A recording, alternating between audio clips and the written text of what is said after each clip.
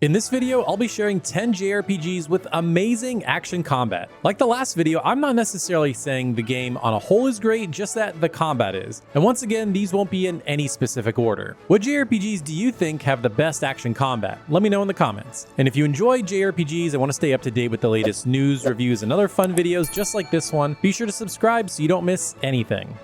Now, first up, the game I want to talk about is Scarlet Nexus. This is a super fun action JRPG, and you have two main characters, Yuito and Kasane. Now, what's interesting is they both have different stories, kind of different perspectives on the same story, and fight with different weapons, but they both do have the same power of psychokinesis. Basically, there will be objects all around the environment and levels, and you can pick them up and throw them. These can be big and small things, like from trash cans to giant trains that you can hurl at enemies. Now, you do have team members that you can bring with you, but they will be AI controlled, but you can share the team abilities. So for example, some of them could be like elemental attacks like fire, you can turn invisible or duplicate yourself and do tons of extra damage. Now at the beginning, you can only use one ability at a time, but eventually you unlock the ability to use more than once at a time, so you can combine powers in really cool ways, and it's just super fun. But overall, the combat is just really slick, and there's a really fun flow to combat. Like the moment-to-moment combat just feels good when you're attacking guys, dodging, and eventually once you break an enemy, you can do a big finishing move, and it just feels so satisfying. And I think one thing about Scarlet Nexus that it doesn't get enough love for is its great sound design. Like, for example, once the cooldowns on certain abilities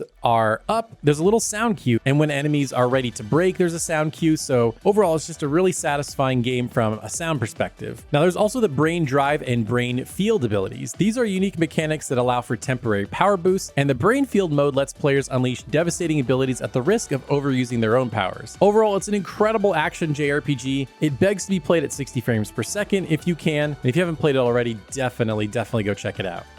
One of my favorite games of all time also has one of my favorite action combat systems of all time, and that's in Final Fantasy VII Rebirth. Now, it sort of has a hybrid combat system where it does combine real-time action, but then it has these ATB-based commands, allowing players to switch between fast-paced action and using strategic abilities. Now, normal attacks are fast and fluid, and the more you do your regular attacks, it builds up an ATB bar. And you use your ATB bars for things like casting magic abilities, using items, stronger attacks, and these are just unique to each character. They can be different things depending on which character you're using. And the really cool thing is each character is so unique and they have their own style. Now in the game, you do have a 3-character party, and Cloud and Tifa are mostly brawlers, like melee characters. Barrett has a gun so he can attack from range. Aerith is all about healing and she can also attack from range, but my preferred character, and I think the most powerful character in the game, is Yuffie. She is just super fast, she does tons of damage, and because the game is all about this like stagger system, and a lot of times stagger is based on elements, Yuffie can infuse any element into her shuriken, and she can attack from range and just break enemies super easily. And what's really cool is you can swap to any of the characters on the fly, and it's pretty necessary for different fights because breaking enemies requires different abilities, and these can be anything from different weapon types to different types of magic.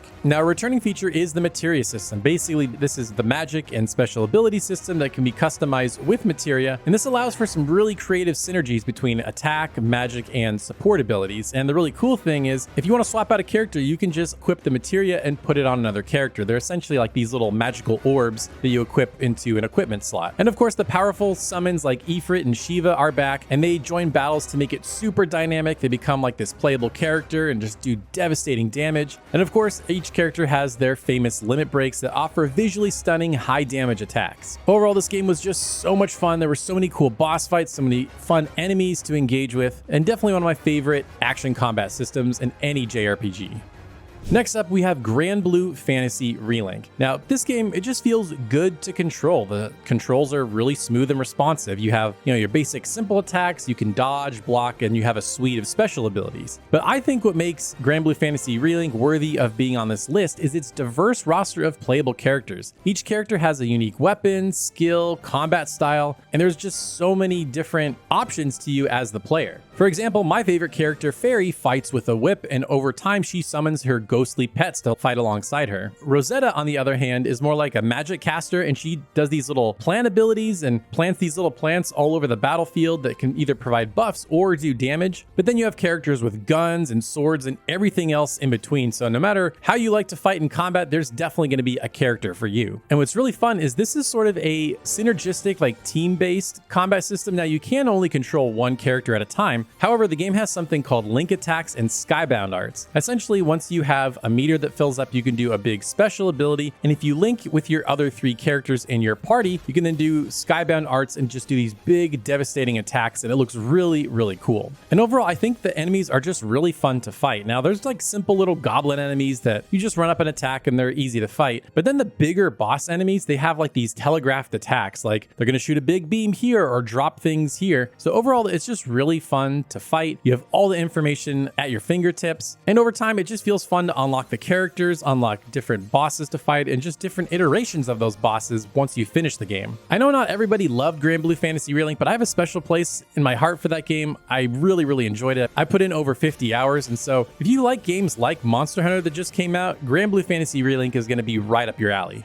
We all know action games can suck you in for hours, but sometimes you need a change of pace. That's where Monster Hunter Now comes in. It's an authentic Monster Hunter experience for mobile that lets you find and hunt monsters in the real world using your phone. It's perfect for when you're out on a walk, commuting, or just need a quick hunting break between your console sessions. With how much I've been playing Monster Hunter Wilds, I know I often need to get outside and take a break. And speaking of which, there's no better time to jump in because Monster Hunter Now is running a cool collaboration event with Monster Hunter Wilds. Players can experience the thrill of riding a Sacred for Monster Hunter Wilds with the new layered equipment. This won't be available once the event ends, so don't miss your chance to get it while you can. Plus, by completing event quests, you'll unlock a special gift code that can be redeemed in Monster Hunter Wilds. These rewards will give you an early head start, making sure you're geared up and ready to take on the next big adventure. So if you haven't already, now's the perfect time to download Monster Hunter Now. It's free to play, and trust me, once you start hunting monsters in the real world, you'll be hooked. Click the link in the description, jump into the event before it's gone, and I'll see you out there. Happy hunting.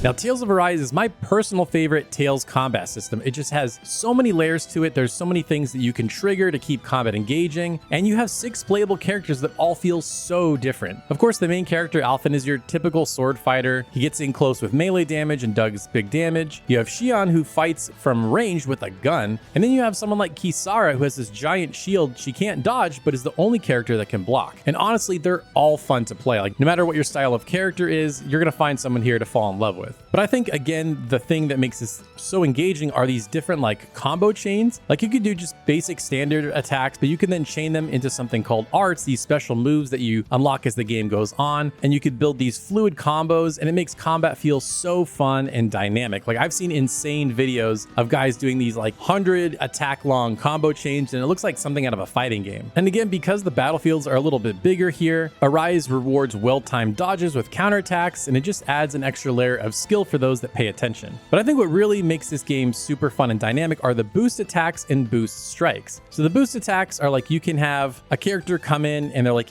interrupting enemy action. So for example, like Kisara can throw her shield down. So if someone is charging you, she can block them and stop them. And then you have other characters that can interrupt casting on big boss enemies or just random enemies. And then you have these high damage team attacks where you can have another character come with you, whatever character you're controlling, and do just big devastating finishers that look super cool and flashy. And overall, the combat animations are beautifully designed with a focus on stylish anime inspired battles. And overall, the combat in this game was just so much fun. I loved all the different characters, trying them out, trying their new abilities as they came in, and you can swap between any character on the fly as well. And once again, I know this is probably going to be a little controversial because I know people love the Tales series and there's other games that might be more popular, but for me, I just loved the combat in Tales of Arise.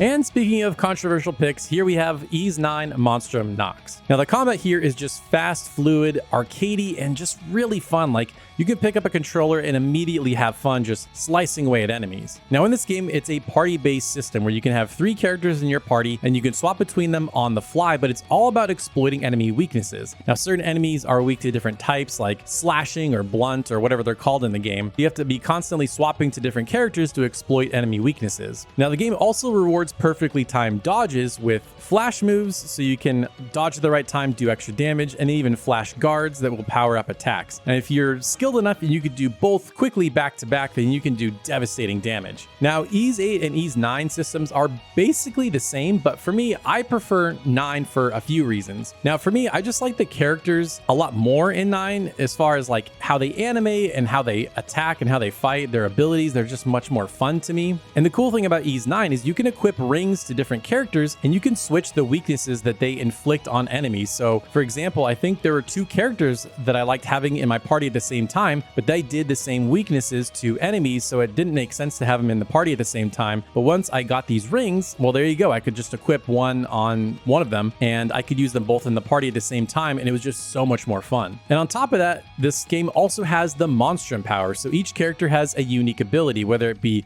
gliding down from ledges or running up walls or zipping to spots. And the game cleverly uses these in boss fights in really, really cool ways. In particular, the final boss employs all the abilities in really cool ways, making for one of the best final bosses in any game I've ever played. So while most people are probably going to pick Ys 8, in terms of the actual combat, my money is always going to be on Ys 9. Now, NieR Automata has that signature Platinum game style combat. It's a mix of stylish combos, fluid movement, and cinematic action that makes combat feel incredibly smooth. And of course, it has that like bullet time dodge where if you dodge at just the right time, it kind of slows down the flow of combat and you can inflict a bit of extra damage while the enemy is just sitting there. And what's cool about NieR Automata is it blends both ranged and melee attacking. So, you can sit there and slash with your sword, but then you have this little robot that's always following you. You could just blast away with gunfire at any given time. Now, the game does have 3 playable characters, 2B, 9S, and A2. And while 2B and A2 kind of play pretty similarly, 9S is very different. He kind of attacks a lot slower, but then he has this like hacking mini game where, once you get an enemy down low enough, then you could do this hacking mini game and do big damage. But honestly, I feel like that sort of ruins the flow of combat. So for my money, I always enjoyed playing as 2B the most. But then the game has so much enemy variety and like just environment variety that makes combat super interesting. Now, this game has a fixation with like bullet hell mechanics where bosses will fire bullet hell projectiles, so you're constantly having to dodge or jump and get out of the way. And because the movement and the controls feel so smooth, it's just super fun to engage with these fights. And the NieR series also likes to play with camera angles, so every once in a while you'll be third person behind the shoulder, but then it'll shift to be kind of like a 2D side-scrolling segment or even a top-down at times. So NieR always keeps you on your toes. And I feel like nobody does action combat like Platinum, and this is really the only JRPG I can think of that they have worked on outside of maybe Astral Chain. But for my money, I just like NieR Automata way more. I think it's just a better game overall. And if you somehow are watching this video and you haven't played it already, it's super cheap now, so definitely go pick it up. Now, for as much as I didn't like Final Fantasy XVI on a whole, I did really enjoy the combat. Now, unlike most past Final Fantasy games, this entry ditches turn-based mechanics, entirely focusing on fast-paced real-time action. And the basic controls just feel really satisfying and smooth, built around the stagger system. So, you can dodge, you can block, you can do your basic attacks, you can jump, and as the stagger meter fills up, they'll become vulnerable and you can dish out big damage. And you can also do well-timed dodges that will slow down the action for a little bit, and it'll reward you with a little bit of an open window to do some damage. Now, one of the biggest things that people didn't like is the lack of real party members. And this game has party members, but most of them are AI controlled. But you do have your trusty dog Torgal that you can call on to do certain actions like attack or heal you. But where the game really turns it up a notch and becomes amazing is when Clive unlocks different icon abilities. So as you beat certain bosses throughout the game, you'll then gain their abilities and their famous summons from past Final Fantasy games